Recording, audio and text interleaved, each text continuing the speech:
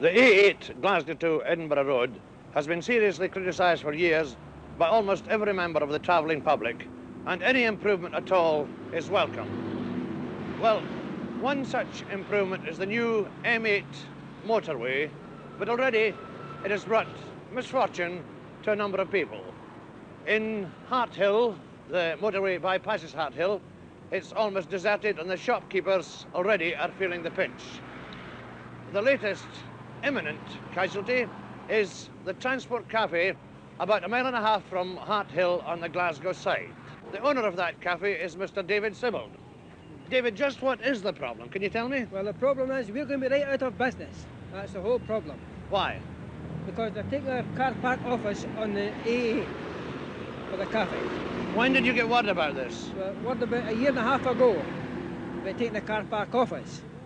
Now, what does this mean in effect? The lorries don't come past your cafe anymore? We're complete out of business. The wagons won't get in at all to the cafe. Now, how far are you off the motorway then? The motorway will be about 20 yards from the cafe once it's completed. What kind of service do you provide? We provide every service that's available. Breakfast, dinners, high teas at night, bed and breakfast, at a reasonable price to suit all drivers. What hours do you operate? From 6 o'clock in the morning until 9 at night. Now, what have you done about this? We've approached the Home Department in Edinburgh about the car park and asked them for an alternative car park. They've refused it completely. And anything else? We've taken it to the House of Commons in London through our local MP, and we've got the same answer again, because the car park doesn't belong to us. Oh, this is the problem. That's the problem, because the car park doesn't belong to us. Who does it belong to? It belongs to a local farmer, which we rent it off of. And the farmer himself told us that we can have the car park as long as we've got the cafe. And the authorities say what then? They say it doesn't belong to us. They're not entitled to give us an alternative accommodation.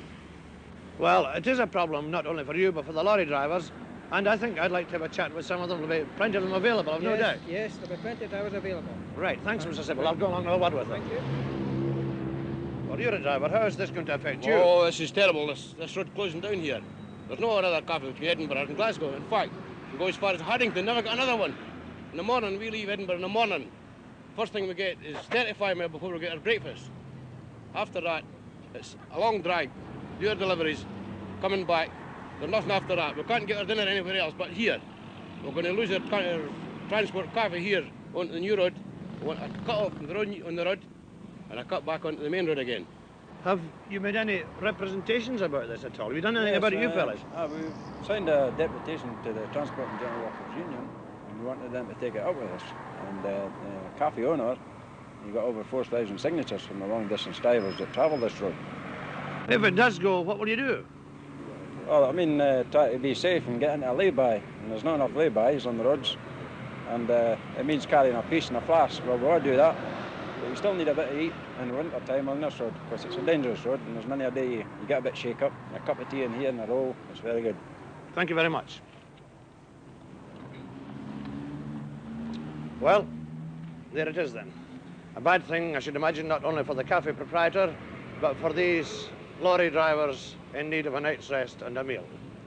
Meantime, I think I'll have a cup of tea just before it closes. Well, cup of tea, I asked for. Sugar and milk. Sugar and milk.